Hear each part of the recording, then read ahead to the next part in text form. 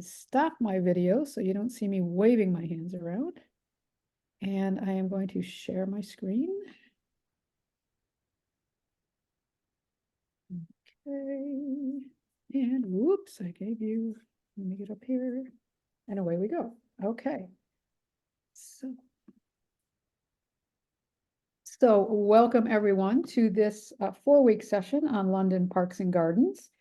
So over the next 4 weeks, we are going to be exploring a variety of parks, gardens, wildlife areas in central and in greater London. Now, the last time I checked, and these figures are a little bit outdated, but not by too much, the greater London area consisted of 47% green space. So that included 35,000 acres of parks, commons, woodlands, wetlands, cemeteries, which count in this category, allotments, which are like public gardens, a public gardening space where you can go get an allotment and grow vegetables and things, and regular gardens. Now, if you have attended my History of London lectures, or actually any of the lectures I've done in the past, you'll know that I like to highlight not only the well-known areas, but also some of the lesser-known areas and sites. So in this particular 4-week session, we will look at several types of parks and gardens. So we're going to look at some royal parks today and next week, but we're also going to look at pocket gardens, gardens with a view, a semi-wild heath, and a medicinal garden. And in addition to exploring the history of these parks and gardens, we'll look at some of the buildings and statues within some of these areas. Greenwich today we're going to be looking at has a lot of buildings within Greenwich Park. And then finally, we'll visit the history and current day happenings of one of the largest flower shows in the world, the Royal Horticultural Society's Chelsea Flower Show, which I was lucky enough to attend a few years ago, and I don't think I've ever been anywhere that was as crowded as that was. Now, a couple of caveats before we start. I think most all of you know me by now. I'm Deb Schmidle. I'm a member of Love Living at Home, and I also have an academic background in 16th and 17th century British history, English history, and I bring this up because I am not a botanist. And in fact, my knowledge of plants is very basic.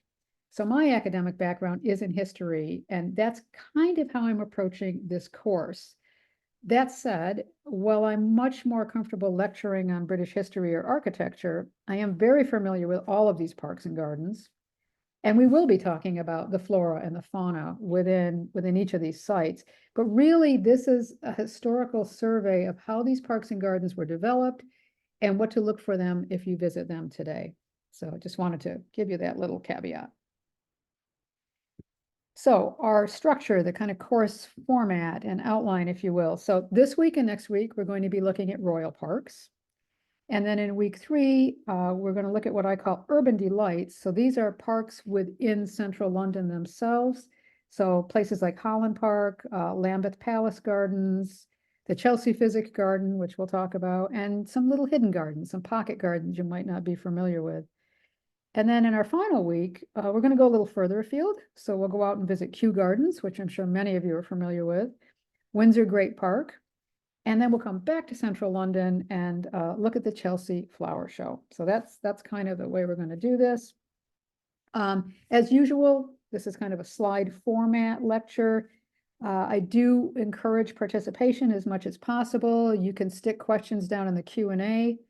During the presentation, and then at the end of the presentation, there will be time. Also, you can unmute yourselves, and we can talk at that time as well. And I would say, and I know that there's at least a couple of you who are plant enthusiasts or have a background in this area. So please feel free to share any pertinent botanical insights that you might have at the end of the presentation as well, because we always learn from each other. And as I said, I am not a botanist. Okay, and finally, as with the History of London sessions, if you attended those, each of these sessions will be accompanied by a list of sites that we're covering and a short bibliography of other readings, links to things that you can read more about these gardens. So with that said, if you haven't already done so, if you would please mute your microphones. And let's go ahead and get started. So as I said, this week, we are going to focus on royal parks, this week and next week. There are a total of actually 8 of these parks in central and greater London. And then there are 2 other outdoor settings that are overseen by royal parks. And I say that in capitals. I'll explain this in a minute. The royal parks cover a total of 5,000 acres, and most were originally acquired as royal hunting grounds, particularly in the reign of Henry VIII. And in the mid 1600s, the parks slowly started opening up for the public to enjoy. Now, the royal family do not own the parks. And what I mean by this is the king and his family, this is not their private property. They are owned by the crown, in quotes, just the same way that King Charles does not own Buckingham Palace or he does not own Windsor Castle. Those aren't private properties. Those belong to the crown. So they're passed down from monarch to monarch, but they can't sell them. They can't do anything else with them. Now, since each of these royal parks were originally acquired by royal hands, since this time they've been inherited by the crown, but again, they don't personally belong to the royal family. They can't do whatever they want with them. Responsibility for these parks falls under the government, specifically the Secretary of State for Digital, Culture, Media, and Sport. And as such, the parks are managed by the Royal Parks Charity, which oversees the parks for the government. So what we're looking at today, I love this illustration by Carrie Heineman, and she very graciously allowed me to share it with you. This is a little map she did of the royal parks. As I said, there were 8 of them, but if you do your counting here, they go on, it's a bit more than 8. And that's because they include Brompton Cemetery, which isn't really a park. And there's one other, I think Victoria Tower Gardens is another one that they oversee that aren't part of what we would consider the royal parks, but they fall under that umbrella. And we're going to be looking at most of these in the next 4 weeks. We're not going out to Brompton Cemetery. I keep thinking I should do a private, a separate session just on cemeteries in London, because there's some very interesting ones. But I believe we're going to hit on all of these others as we go along. So to give you a little background history on what eventually led to today's royal parks. In Anglo-Saxon England, so we're kind of talking about the time period from about 410 to 1066, the kings they loved to hunt. They were great huntsmen. And by the time we got to the Norman conquest in 1066, forests had been designed as hunting areas, and they were preserved for monarchs or favored aristocracy. Then when we get into the late 12th and 13th centuries, we see that about 1/3 of the land area of southern England was actually designated as royal forests. And these forests were regulated by several layers of legal bureaucracy, and only those with special permission from the king were allowed to hunt in them. And they had laws, and the laws were designed to protect the animals of the chase, if you will. So notably red and fallow deer, also roe deer, and wild boar were also very popular animals to hunt. And also the laws wanted to protect the greenery that was within these forests, because there were the animals lived off of a lot of that. So they wanted to protect the forests themselves, the greenery, and they also wanted to protect the animals that they were hunting. So not surprisingly, there were severe punishments for anyone caught poaching game or cutting down trees. Now, speaking of trees, when I use the term forest in this context, it had a different connotation back then. The land wasn't necessarily all tree covered as we think of forests today. So in addition to trees, medieval forests had these large grassland areas. And actually today, some of these ancient royal forests still remain in place. So Epping Forest in Essex, to the north of London, the Forest of Dean to the west in Gloucestershire, Sherwood Forest near Nottingham, and that's in the Midlands, and then the New Forest in Hampshire in the southwest of the country. So there are still some of these old royal forests remaining today. But in addition to the royal forests, the monarchs created, and they allowed some nobility to create themselves, to create these themselves, if they were favored nobility. They created deer parks. And these were basically enclosures where deer could be managed and hunted. Now, deer they were very, very, very important in the medieval and Tudor period. The ownership of deer was a real status symbol. It's proved that you had power and that you had prestige. And kings would often grant gifts of live deer to noblemen. And additionally, deer were often served at ceremonial occasions, and you'd have these deer hunting parties, and they'd be these large, elaborate affairs going on. And it was out of these deer parks that today's royal parks evolved. And in fact, at the moment, my former academic advisor, my thesis advisor, who is now 93 years old, is still doing research on deer, gifts from the kings, from the monarchs of deer in the 13th and 14th century. So he's up to his ears in that right now. But it was very, very prestigious at that time. So the first royal deer park was in Greenwich, and that's the first royal park that we're going to be looking at today. Now, it was said that this property was already in royal hands as early as the reign of Edward I. He reigned from 1272 to 1307, but it was actually Humphrey, Duke of Gloucester, who was the brother of King Henry V.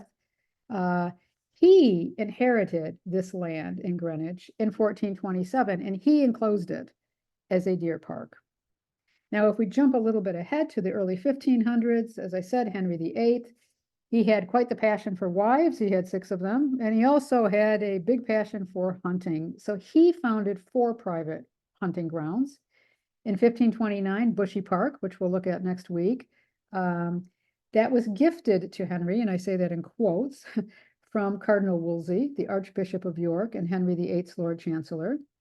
And Wolsey also gifted, in quotes, Henry with Hampton Court Palace. Now, I say gift in quotes because by this time, Wolsey had fallen out of favor with Henry, and therefore Henry more or less helped himself to these properties. They were gifts, but not gifts. The second deer park that Henry founded, which we'll also look at today, was St. James Park. That was created in 1533, and it was on the site of a former leper hospital. And then Hyde Park, another one of Henry's parks, this was confiscated from monks at Westminster Abbey in 1536 by Henry. That was encompassed a larger park later, Kensington Gardens. And then what we now know today is Regent's Park. That park sits on land that was also acquired by Henry during the same time period. So Henry was amassing a lot of land space and turning these into deer parks. Then if we move into the 17th century, specifically 1637, Charles I created London's largest park, Richmond Park. This is a 2,500-acre fenced-in wilderness. And then the final royal park is the Green Park. And we know that there are records of this land dating back to the reign of Henry VIII's daughter, Mary, in 1554. But it really wasn't until 1668 that Charles II enclosed the land to create yet another deer park. So that's how the royal parks evolved from these various deer parks.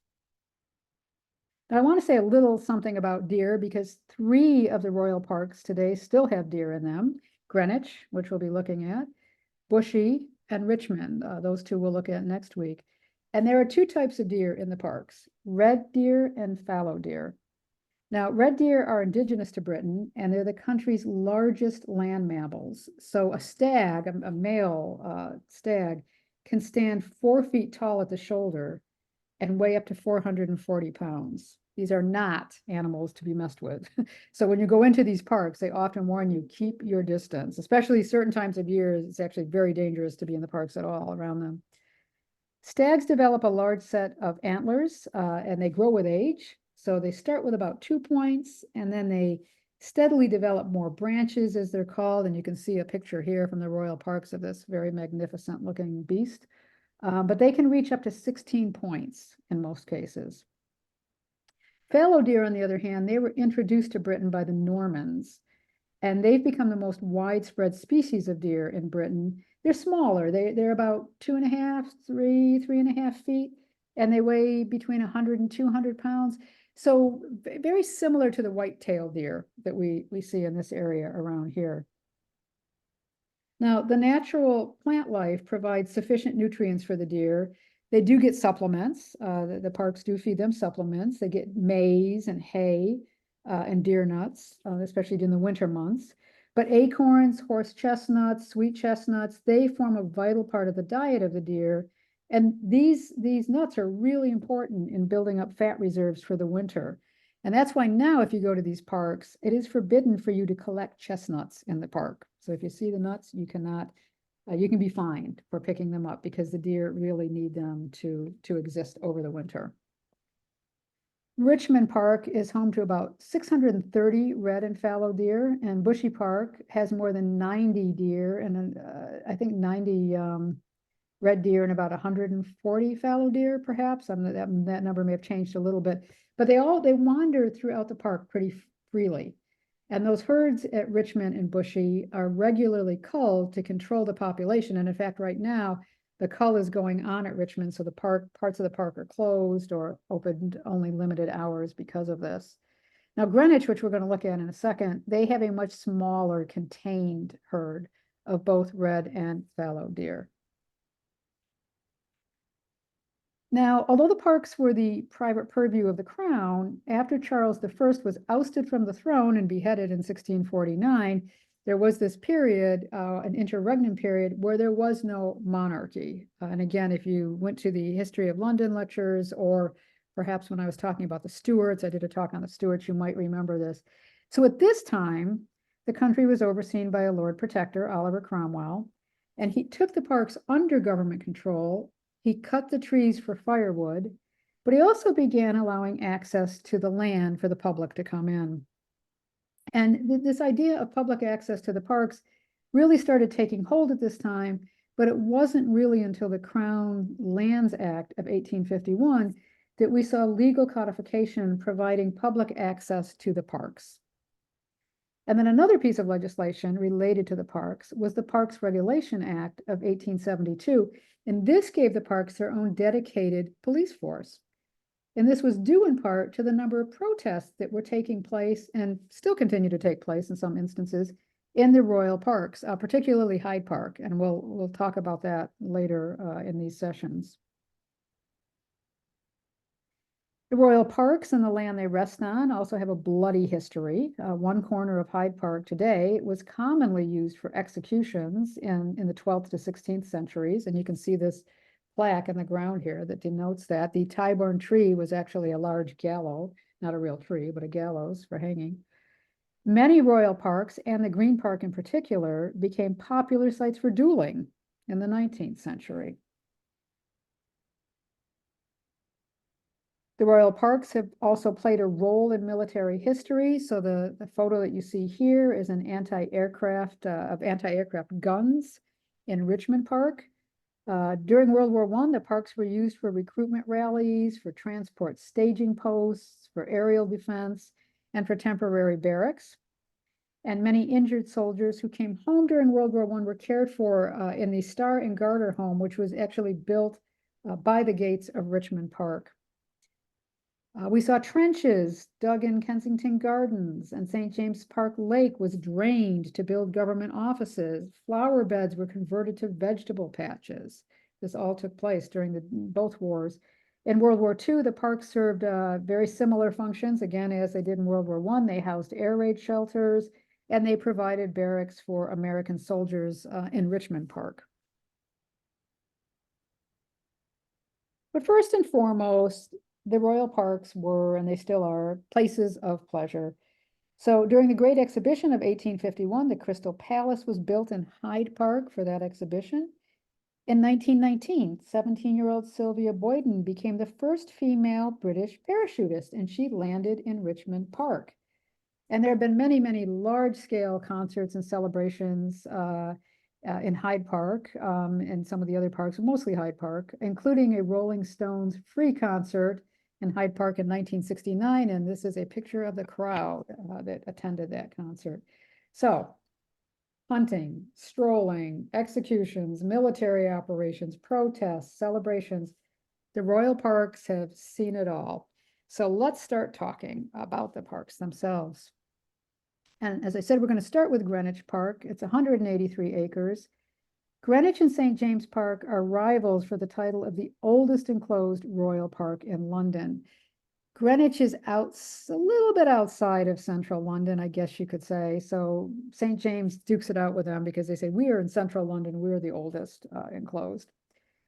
Now, unlike the other royal parks that we're going to be discussing, this park, Greenwich, is the least park-like one that we're going to visit in this course because it's best known for its connection to Britain's naval history.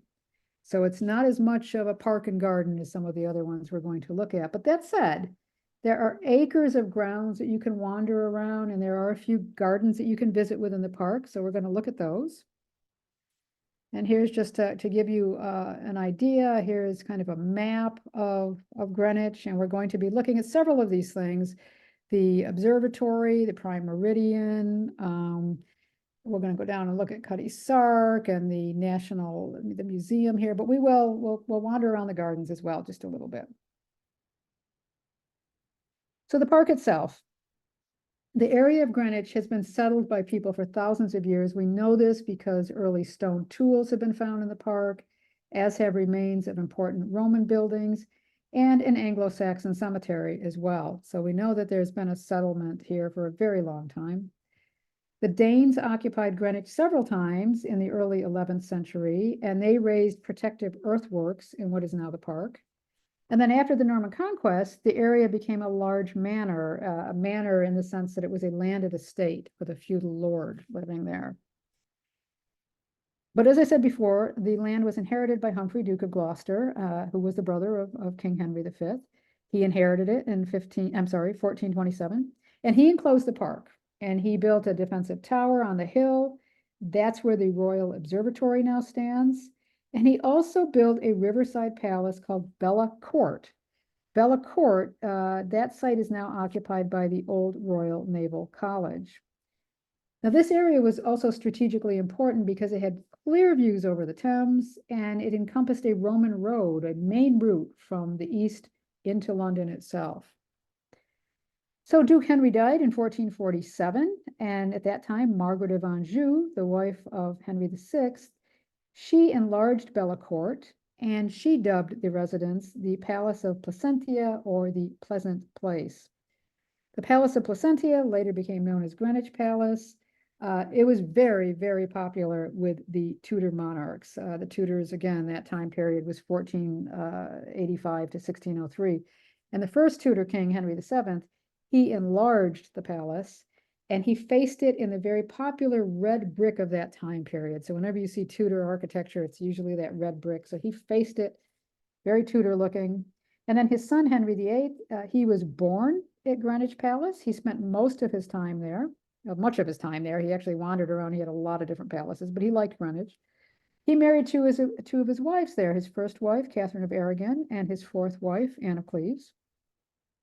And the palace was also the location that saw the birth of both of Henry's daughters, Mary and Elizabeth, as well as the death of his only son, Edward. And kind of like Henry VIII, his daughter, Elizabeth I, this became a favorite palace of hers. She used it as one of her summer residences. She liked it very much indeed. Then we get on to the 17th century, and the Stuarts really started transforming the park, the grounds. James I replaced the fence around the park with a 12-foot high brick wall. Much of that still exists today. And between 1616 and 1636, a second royal residence, the Queen's House, was also built during this time.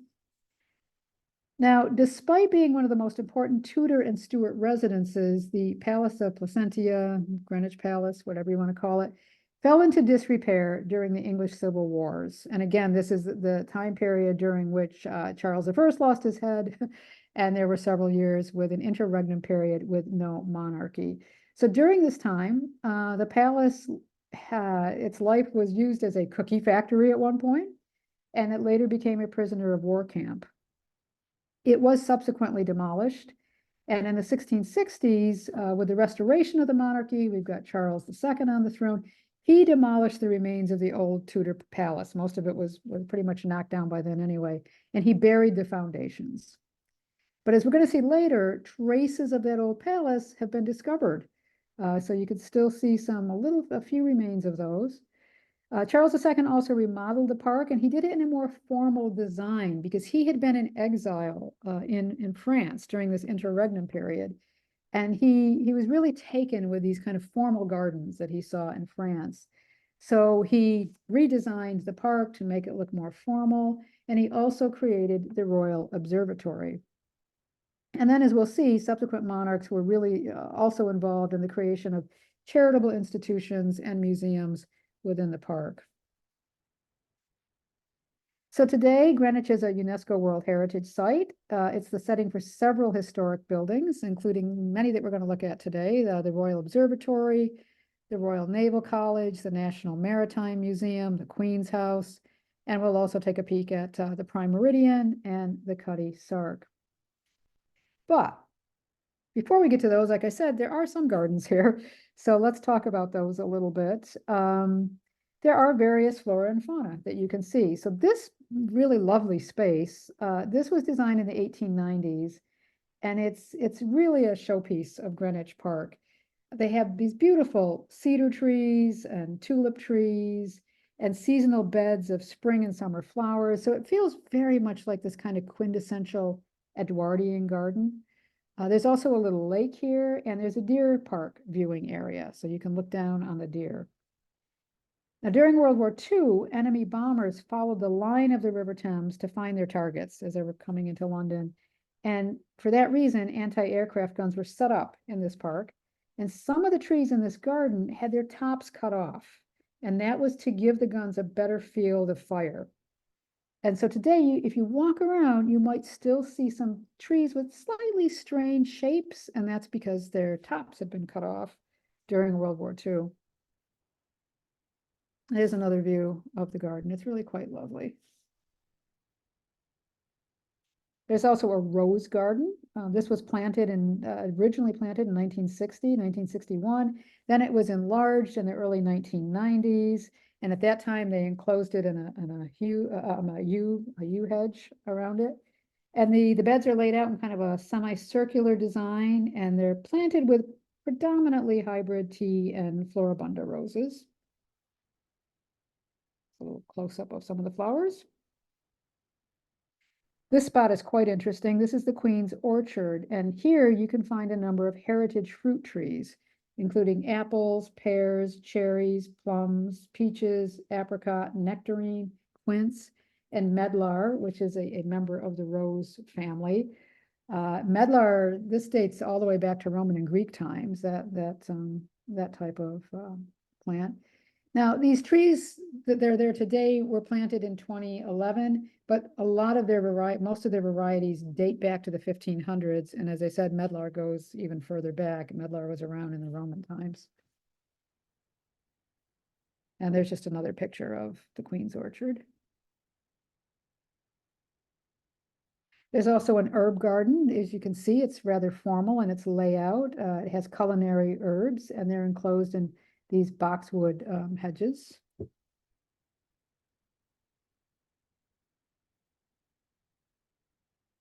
And then there's the herbaceous border. This is in front of the Queen's House. It's the largest border of its type in London. It's over 650 feet long. And in this border are globe thistles, geraniums, bee balm, and milky bell flowers.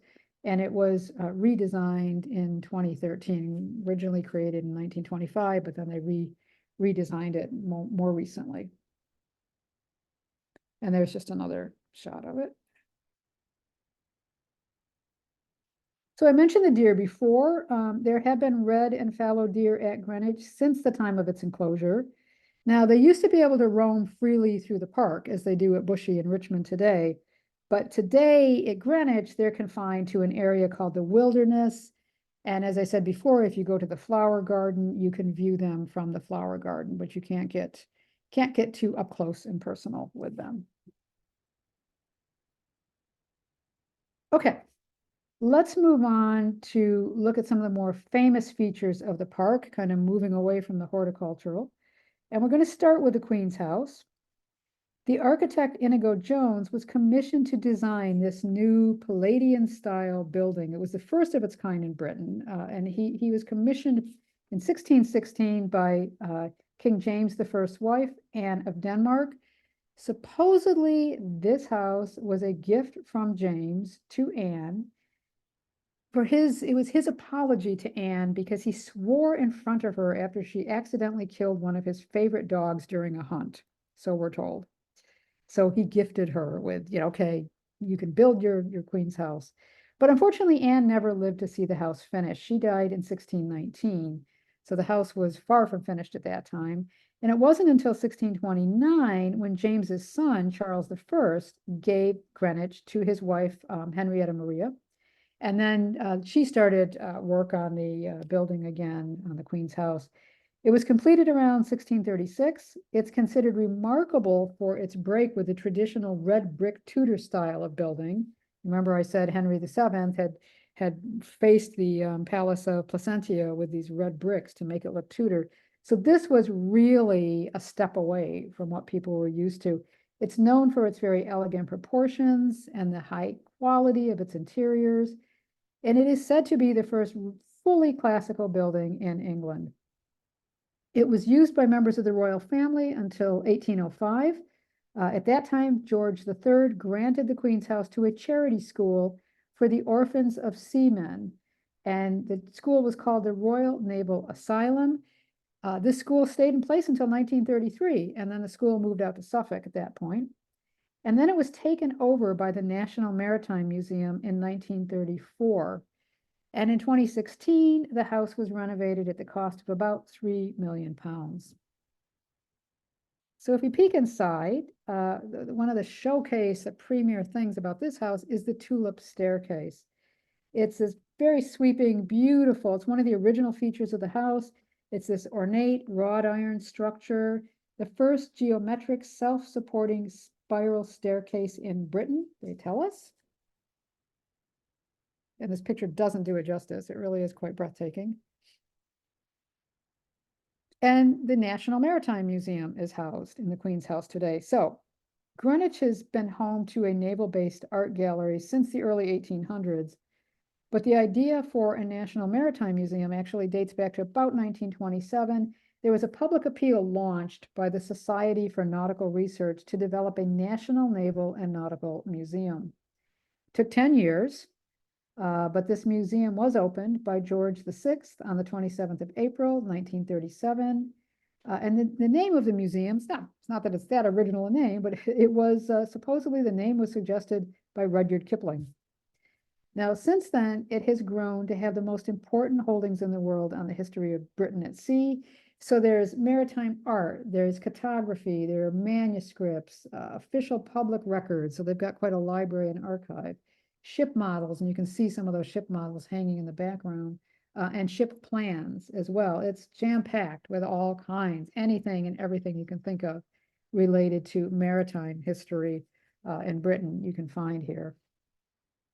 But in addition to this museum, the Queen's House is also famous for its extraordinary art collection throughout the house, including works by Gainsborough, Reynolds, Turner, Hogarth, many, many, many, many more, and even some more contemporary art today. Also within Greenwich Park is the Royal Observatory. So as Europeans took to the sea to explore the world and to start trading with other countries, astronomical information was needed to aid navigation, for cartography, and for timekeeping. And Charles II, he had a very strong interest in science. So he appointed a royal commission to look into how can we invest in astronomy? What can we do around this? And among those sitting on that commission was Christopher Wren, Sir Christopher Wren. Now, he's, of course, most famous today for his architecture. Again, if you took the History of London class, we looked at St. Paul's Cathedral. He's very well known for that one, obviously. But he was also a former professor of astronomy at Oxford University. And on March 4th, 1675, the commission, they came back to Charles II and they said, okay, we recommend the foundation of an observatory. And this turned out to be Britain's first state-funded scientific institution. And they said, we also recommend that you appoint an astronomer royal. And they recommended John Flamsteed. And at the same time, Christopher Wren was commissioned to design the building, the Royal Observatory. Now, a little interesting aside about John Flamsteed, he held the post of Astronomer Royal for 42 years. And in the nearly 300 years that this place functioned as a working observatory, there were only 9 other astronomers royal at Greenwich. So, as I said, when it was a functioning observatory, it is no longer a functioning observatory. Back in the 19th century, as far back as then, it became apparent that the Royal Observatory would need to move away from Greenwich because there were already problems at this point with air and light pollution from London. You had new train lines coming through that were causing vibrations and interference with the magnetic observations. So it was decided that they needed to move out of this space.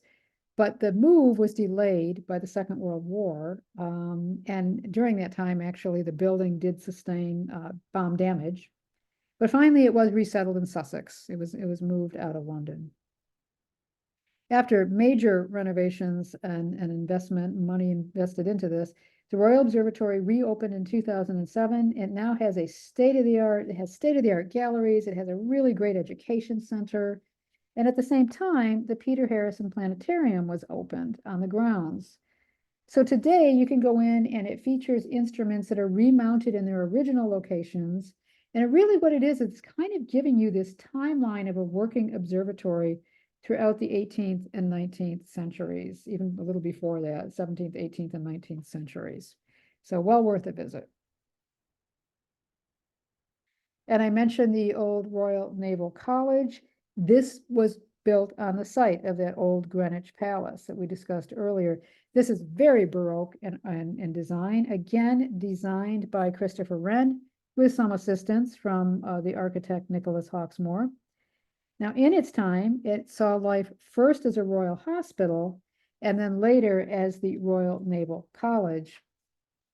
So following the English Civil Wars and the restoration of the monarchy, when Charles II came back, when he came back, he drew up ambitious plans for a new palace to be built where Greenwich Palace had been. Remember, he finished knocking down the old Tudor one, he buried the foundation. So his idea was, I'm going to put a new royal palace here.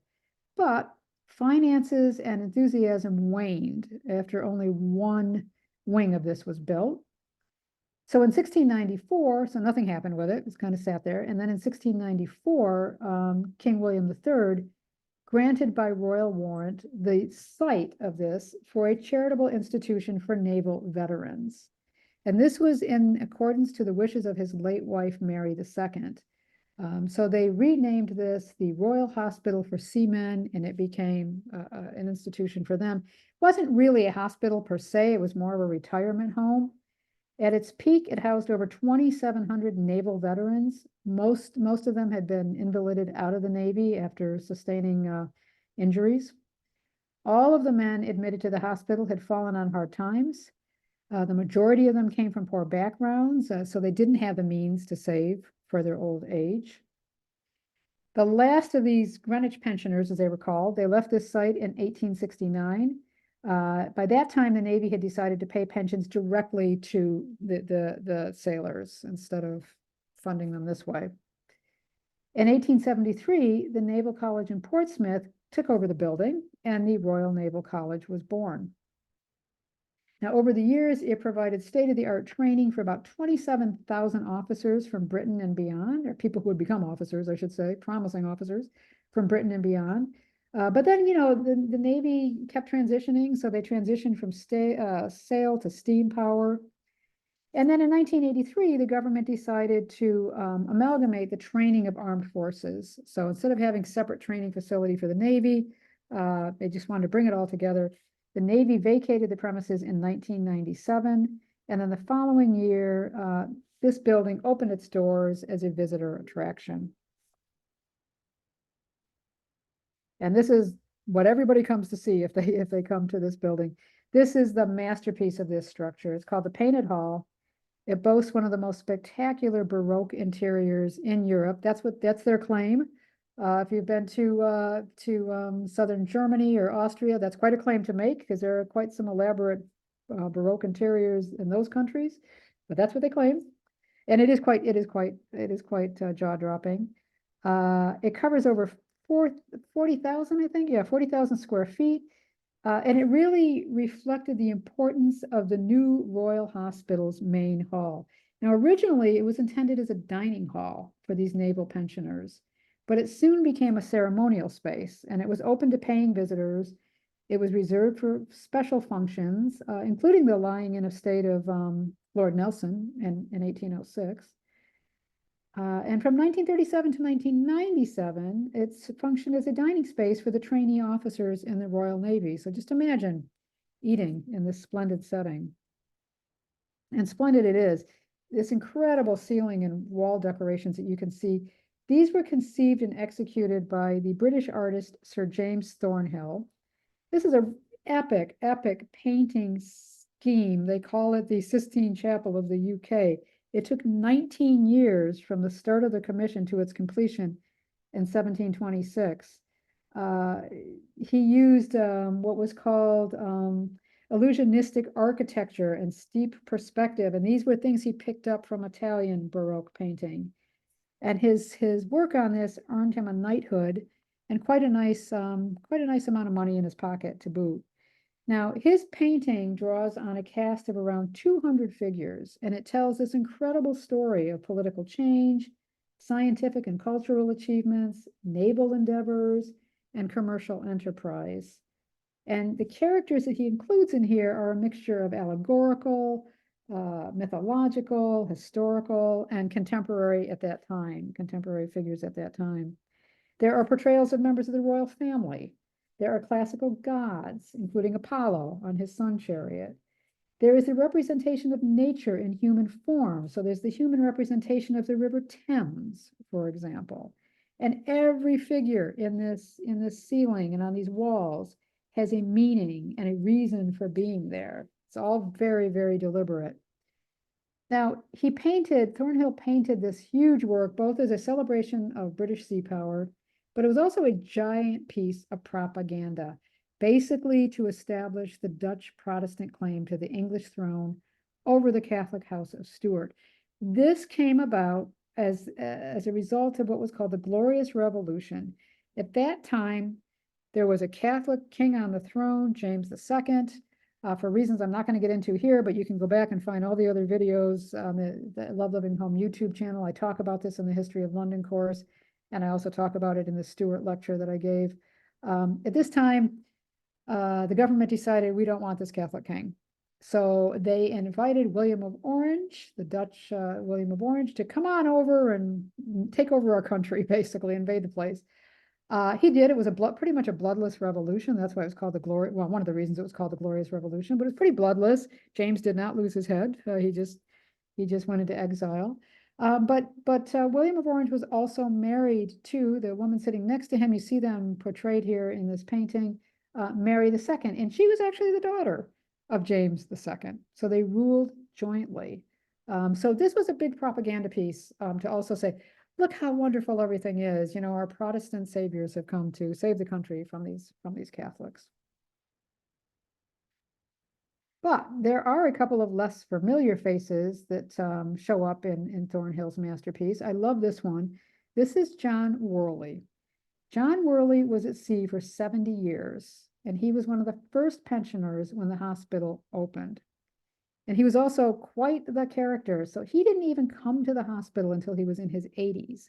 But despite this, hospital records show that he was reprimanded more than once for drunken and disruptive behavior. He lived in the Royal Hospital until his death at the age of 96 in 1721. He obviously came to the attention of Thornhill, and Thornhill decided to memorialize this very colorful character in this painting. He is the human representation of winter, and you see this wonderful long white beard that he has. Now, over time, Thornhill's work was under assault from UV damage, from humidity, from temperature fluctuations. Varnishes kept wearing away. In fact, every 50 years, the varnishes had to be replaced. So there was a huge 2-year project, very expensive project that was undertaken to not only restore, just very meticulously with little teeny paintbrushes, restore Thornhill's work, but also, in addition to cleaning up the ceiling, a new heating system was installed. They put in new window coverings so the sun's damaging rays wouldn't come in and hit it. And they also created a new entrance. So previously, when you walked in here, you would come in straight from outside. And so the doors would open, the humidity would come in, all kinds of invisible pollutants would come in as people kept coming through here. Now you go through, the undercroft has been restored, and that's how you enter the building today. While they were doing the restoration work, you could take tours, and this is a picture from that. You got hard hats and little earphones to listen to what they were saying. And you could watch some of the people restoring and cleaning up the paintings. And interestingly enough, or just as a little aside, if any of you know Monty Python and you remember Michael Palin's son, Will Palin, was responsible for bringing in the grant funding to do this. He's very prominent in his field, so he oversaw a lot of the work that went on in this renovation. All right, now, I mentioned the Palace of Palencia. I got that spelled wrong. No, I can never say this correctly. Anyway, Greenwich Palace, that's what I prefer to call it, Placentia. I mentioned that palace was destroyed and buried. But during this restoration, they did find part of Henry VIII's original palace. So this is a drawing of what the palace would have looked like in the 1500s. An imagination of what it would have looked like in the 1500s based on records. And this today, when you go down in the building now, when they were doing this restoration work with the undercroft and things, they uncovered the remains of 2 service rooms from the palace's buildings. So if you go beneath the painted hall, the lower room features glazed tile flooring, which you can see here, this kind of lead glazed tile flooring. And there are these unusual little niches that you can see as well. And this was thought to be where beehives were kept during the winter. So the palace would have had beehives for honey, and this is where the beehives were kept during the winter. So kind of cool that not that many years ago, they uncovered these. Now, another feature at Greenwich that a lot of people are familiar with is the prime meridian. This marks the divide between the eastern and western hemispheres. It's basically an invisible line that splits the Earth from east to west, the same way that the equator splits it north and south, runs right through the Royal Observatory. It sits on 0 longitude, and all other measurements of longitude across the globe are taken from this point. It was chosen to be the prime meridian of the world in 1884. 41 delegates from 25 nations met in Washington, D.C. for the International Meridian Conference, and by the end of the conference, Greenwich had won the prize to be the prime meridian. And I also mentioned the Cutty Sark. This was built in 1869. The first voyage of this clipper ship went to Shanghai the same year that it was built, and it was loaded with 1,305,812 pounds of tea, so the equivalent of around 47 double-decker buses. But it also carried a general cargo. The ship would carry general cargo of wine, spirits, beer, manufacturing goods. But with the arrival of steamships and the opening of the Suez Canal, the ship was no longer used that way. It was turned into a training ship until the 1950s. And then the Cutty Sark Society formed, got together, and they said, we need to save the ship. The ship was falling apart. They wanted to save it. So in 1954, it was brought from Kent, where it had been housed, to Greenwich. Restoration work was undertaken, and it opened to the public in 1957. So today, Greenwich is a very popular site for many, many reasons. You can see that people do enjoy the open green spaces, to have picnics, to play games, to visit the few gardens that are there, and obviously to visit all of these historic sites that are there as well. And most recently, to offset the erosion caused by so many visitors, the Royal Parks have launched a 4-year, £10.5 million project that includes restoring about a third of this 183-acre site to a more natural state, a state that existed in the first few centuries after it was enclosed in 1433. So I think they're 2 years into that. It was starting in 2021. It's supposed to wrap up, I thought, this year, but I think they're a little bit behind on that time schedule. I could be wrong, but I think they're lagging a little bit. But basically what they want to do is allow grasses and wildflowers to grow. They want to encourage insects that will provide food for birds and bats in the park. And they hope that the meadows will increase the number of tawny owls and house sparrows and stag beetles and butterflies. There are diseased and dying sections of historic tree avenues that will be replaced.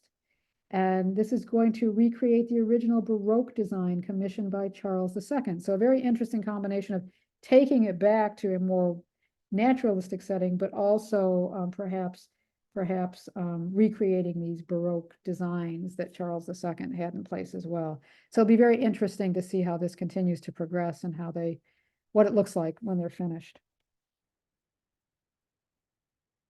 Okay, now I want to go on to our second royal park, our other royal park we're looking at today, St. James's Park.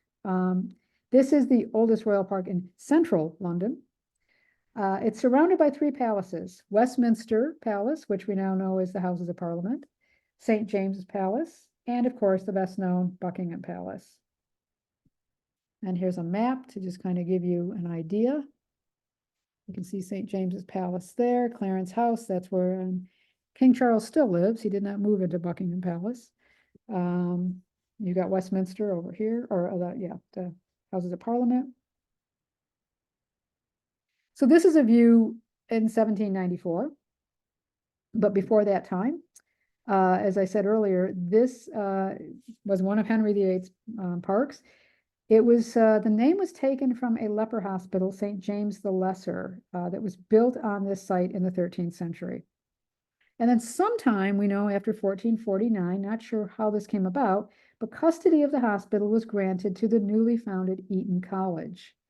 And they surrendered St. James's Hospital to Henry VIII in 1531. And he built St. James's Palace as a hunting lodge on the grounds of the old hospital. And he used this land around here, it was pretty marshy land. He used this land around here for his hunting. But, and it was convenient because the parkland was also pretty close to his other palaces at Westminster and later Whitehall. Now, he loved to hunt, but this park was not considered, the land was not considered big enough to use as a hunting ground. So Henry put it to use as an area for breeding young deer. And then once they were old enough, they were shipped off to other royal parks. In the early 1600s, James I drained and landscaped the area. As I said, it was pretty marshy. He created a flower garden. He installed a small menagerie of camels and crocodiles and elephants, and even some exotic wildfowl. He also created a place where he had royal falcons and fighting cocks. So if you go to the park today, there's something called Cockpit Steps. It takes you right down to Birdcage Walk. Birdcage Walk is still the name of the road today. And those are kind of nods to when the royal falcons and fighting cocks lived in this park. Oops, let's stick with this picture for a minute. So again, the reason I wanted to show this image was during that interregnum period, as I said, when there was no monarchy, Oliver Cromwell opened the park. So formally he said, okay, you can come into the park, the public can come into the park. And when Charles II came back, when they restored the monarchy, he maintained that tradition of letting the public come into the park. In fact, he was said to have often gone strolling through the park, chatting informally with his subjects, feeding the ducks. He really liked the park. Now, again, he took his design, he decided to redesign it. And again, this was based on those years he spent in exile in France. He was very influenced by the wide walkways and the large formal gardens at places like Versailles. So he redeveloped the park and he created a canal in it, tree-lined boulevards, as you can see here. And he also went on to introduce the game pêle-mêle from France. And this was played on a long fenced court. Players used a mallet to hit a ball through a hoop, kind of similar to croquet. And the game went on to give its name to the present day Mall, or Mall, people call it, the Mall, which is that road that leads down to Buckingham Palace. So what you see here in this image is pretty much what it looked like when after Charles II had redesigned it. But then in the early 1800s, it was redesigned once more by the architect and landscape artist John Nash, rather. And most of the trees that you see today in the park actually date from that period, from the early 1800s and Nash's work. It was remodeled, taking it back to a more naturalistic style. So the canal became a serpentine-shaped lake, and you had winding paths, kind of replacing these formal avenues that you see in this image here. Fashionable shrubberies took over from traditional flower beds, and that mall was turned into this grand processional route going down toward Buckingham Palace. So the park you go to today, it's very much as Nash designed it. There've only been a few small changes. A very elegant suspension bridge was built over the lake in the 1850s. That was replaced about 100 years later, I think in the 1950s sometime, by a blue concrete bridge that's there today. The majority of trees in the park are London plane trees. These are great for urban settings. They're large, deciduous trees. They're known for their flaky bark and their resistance to pollution. So again, great for an urban setting because they can really stand up to the pollution. There are over 500 London plane trees in St. James's Park. They make up about almost 50% of the tree population within the park. But there are also scarlet oak trees and black mulberry trees as well. You might recall I referenced this in the History of London course, that when James I was king, he had an idea that he wanted to start a silkworm business. And so he planted all these mulberry bushes, but he planted the wrong kind. And so that business never took off. But there are mulberry bushes and trees in the park today. This is a sweet little addition to the park. So this is, Duck Island is a sanctuary and breeding ground for the many birds and waterfowl that are in St. James Park. There are currently over 17 species of birds who breed here. Great spotted woodpeckers, tawny owls, and near the island is this rustic little Duck Island cottage. I love this. It has its own little garden. It was built in 1841 as the home for the bird keeper at St. James's Park. Today, it's the headquarters of the London Historic Parks and Gardens Trust, and it's just a sweet little building. Now, this is a really fun part of this park. I mentioned the exotic animals that James I kept at the park, but the most famous wildlife are its resident pelicans. And they've lived here for nearly 400 years. There've been pelicans here for nearly 400 years. Now, how did this start? Well, 2 Dalmatian pelicans were presented as a gift from the Russian ambassador to King Charles II in 1664. And since then, over 40 pelicans of different varieties have made St. James's Park their home. Today, there are 6 great white pelicans, and their names are Sun, Moon, Star, Isla, Tiffany, and Gargi. And all but Gargi were founded, it came from the Prague Zoo. They were bred at the Prague Zoo. Gargi was actually found at Southend-on-Sea, and it was donated, Gargi was donated to the park. But all the other ones were bred at the Prague Zoo, the ones that live there today. They're well, Gargi is wild, obviously. She's from the wild. But they're semi-wild in the sense that apart from feeding and the odd vet visit, their interaction with people is pretty limited at this time, and the park keeper wants to keep it that way. They generally choose to stay on the lake. They don't wander too much. They're happiest just in the park and on the lake and kind of away from people. But that said, before the addition of Star, Sun, and Moon, the pelicans could be quite social, and they got very used to human companionship. Again, they're trying to discourage that now. So you could go through the park, and it wasn't unusual to see them sitting on benches, as you see here. I love this picture. It's kind of like Abbey Road with the Beatles. And they would just come up and plop themselves right next to office workers or tourists. And so this picture is a great image of that. You can see the pelicans up close being fed at 2:30 every day in the park. This is an old image from 1936 of them being fed.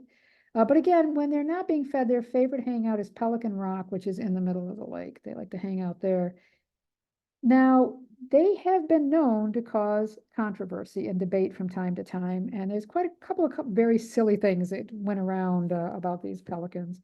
So back in the 1960s, St. James Park accepted some American pelicans. Up until this point, the Russian embassy had a custom of occasionally presenting new pelicans to the park. This continued during and after the Soviet era, and other organizations, as I said before, like the city of Prague, in 2013, they donated pelicans to the park. But in terms of this Russian thing, so the story goes that one day a newly accredited U.S. ambassador visited the foreign secretary in Whitehall, and his offices overlooked the lake. And at that time, the ambassador noted that there were pelicans in the park, and he said, "Hey, what's up with the pelicans?" So the foreign secretary gave him a rundown of the history and the origin. Oh, originally they came from Russia, and we get them from Russia.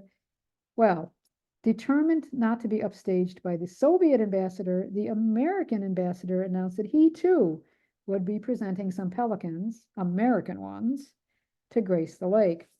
And when they arrived, they failed to flourish. They seemed absolutely miserable. They were not doing well. The U.S. embassy supposedly suspected the Soviet embassy of dirty play, that they were somehow harming their American pelicans. The Russians got all upset about this and said, "How dare you? We're not touching the pelicans." This supposedly caused some very rocky relations between the two embassies. Well, as it turns out, the U.S. ambassador was not an ornithologist. He had presented brown pelicans to the park. These were a purely saltwater species. So they didn't thrive on a freshwater lake, obviously. So subsequently, they were moved to a zoo where there was a saltwater pool, and the U.S. ambassador replaced the brown pelicans with a gift of American white pelicans. And it was said that diplomacy was restored, diplomatic harmony was restored. Today, if you ask the royal parks about this, they will tell you, well, okay, we know about the story, we've heard of the story, but it's impossible to confirm the details. So they don't want to get mixed up in it, in any of it, but it's kind of an amusing story. And then, even more, I think, ridiculously, in 1995, the plight of the park pelicans was raised in Parliament, of all places, by Lord Stoddard. And he questioned the conditions the birds were living in, because he said, in 300 years, there has not been a single pelican born in St. James's Park. And he said, "Is it kind to import these pelicans and so deny them a normal life with a mate, including the patter of tiny webbed feet?" He asked this question in Parliament, like nothing else was going on of import, I guess, in 1995. And one of his peers, Lord Inglewood, enlightened him to the fact that pelicans tend not to produce fertile eggs unless they're in part of a larger flock, so a minimum of at least 10 pelicans. So they're not going to produce eggs otherwise. And in Inglewood's opinion, and I quote again, "As for the nature of the community in which the pelicans live, it is similar to that experienced in monasteries and nunneries." So there you have it. A debate over the pelicans and their living conditions in Parliament. Now, the pelicans do occasionally venture further afield. I mentioned Gargi a minute ago. She's the only pelican from the wild, so her wings were not clipped. The pelicans bred in the zoo in Prague, their wings were clipped, so they really can't go far. But she can take flight if she wants to. And actually, during Easter weekend a few years ago, she did take a little holiday. She went all the way down to Staines, 23 miles southwest of London, and she was found roosting on an island along the Thames. But she did head home on her own a few days later. She knew where the good food was, I guess. So she took a little Easter break and then came home. But I love this photograph because this was taken during the COVID lockdown period. Everybody was staying at home. Nobody was on the roads. The roads were pretty much empty. And I love this because some of the flocks kind of waddled their way out of the park and were taking a stroll along, of all places, Birdcage Walk. Where else would they be walking, right? So that was quite amusing. Now, today, the park is more than just a park. It includes the Mall that I mentioned before, that long road that goes down to Buckingham Palace. It also includes Horse Guards Parade, and it is surrounded by landmarks such as Buckingham Palace, Clarence House, as I said, where King Charles still lives today, and Whitehall, as well as beautiful flower gardens in front of Buckingham Palace. Trooping the Color, the annual official celebration of the monarch's birthday, takes place with a processional down the Mall. but they start here at the Horse Guards Parade, and then they end up at the palace. So there's always a lot going on here, and this is a picture from one of those events. And then if we walk down toward the palace, there are many prominent memorials and statues, including the the Queen Victoria Memorial. This is right in front of Buckingham Palace. It commemorates the death of Queen Victoria in 1901. The monument is 82 feet high. It used 2,300 tons of white Carrara marble from Italy. And as well as Victoria being depicted on here, there are statues representing courage, constancy, victory, charity, truth, and motherhood. And this was unveiled by Queen Victoria's grandson, George V, in 1911. And then around here, there are these memorial gardens, these formal flower beds. They're laid out again in kind of a semicircular design like we saw at Greenwich for some of those. They're around the central memorial, and they have a planting schedule that kind of follows a traditional seasonal pattern. So plantings take place, takes them about 2 weeks to get in the flowers, involves about 10 staff working on this. The replanting of the beds in the summer requires about 22,500 plants, and so they have geraniums, spider plants, salvias, weeping figs. Scarlet geraniums are used to match the tunics of the King's Guard at Buckingham Palace. And then in the winter, the beds are being filled with about 50,000 yellow wallflowers and red tulips, so they will all burst forth in the spring. So those are the 2 parks we're looking at today. Next week, we will finish up with our royal parks and talk more about those then. So what I'm going to do now is stop sharing my screen. Start sharing my video. And let's see, are there any? Remember to check that box Oops. at the bottom that makes it Oh, I keep going. that we can all hear it, Deb. Do you know that when you share a video? They've been hearing me. I was listening. I'm sorry, check what box? I just hang on. When you're sharing video, it says maximize for. Oh, sorry, I don't even see that. Where? Okay. Oh, okay. About that. I didn't see that. Leave. Well, could you hear okay? Was it, were you able to hear? We heard you, yeah, but it's Okay. different for when you're sharing a Okay. video. Okay. Yeah, Okay. let's try it and see. Yeah. So let's see, let's try sharing the video again. Or share screen, you mean, right? Do you mean share screen, Leslie? No, Yes, yes, I do. Okay, so what I've got was share screen. Oh, I see, optimize for video clip. Yeah, I don't have There any. you go. I don't have any clips on here though. It's just that, but I would still put that on even. Okay, gotcha. Okay, thank you. Thank you. All right, so let's, no, let's get out of there. No, go away. Thank you. All right, let's stop that then. Okay. Now I saw here someplace, my screen looks different this time. I did see the chat. Here, oh God, what am I doing? Chat. There we go. Laureen. Oh, okay. Well, thank you. She said the horticulture aspect isn't as interesting. I worry about that because I don't want people to think, yes, I'm going to talk at length about the horticulture, but well, great. I'm glad that you found that interesting. Yeah, no, I didn't mean that the horticulture wasn't interesting. I was just that my focus is in the history of the parks and the designers, and so that was great. Thank you. Oh, you're welcome. You're welcome. And yes, the Cutty Sark did transport whiskey, as I understand it, Peter asked. And the London plane tree is the sycamore in the US. Okay, I did not know that. Okay, great. Yeah, so like I said, my take is really more the historical creation of these parks and how they came to be, which I always find rather fascinating, particularly the royal ones that all started out as these deer parks. And as I also said, you know, you do have to be very careful. You can go to Bushy, and Richmond is a very, very popular park, and we will be talking about that next week. But you have to be particularly careful because those deer are dangerous, especially during rutting season. They will tell you there are times when they'll tell you just don't go into the park at all. But even at the best of times, you should keep your distance. And I remember one year I was in a park not a royal park. I was in Nottingham in the Midlands, and there was a deer park at a historic house there.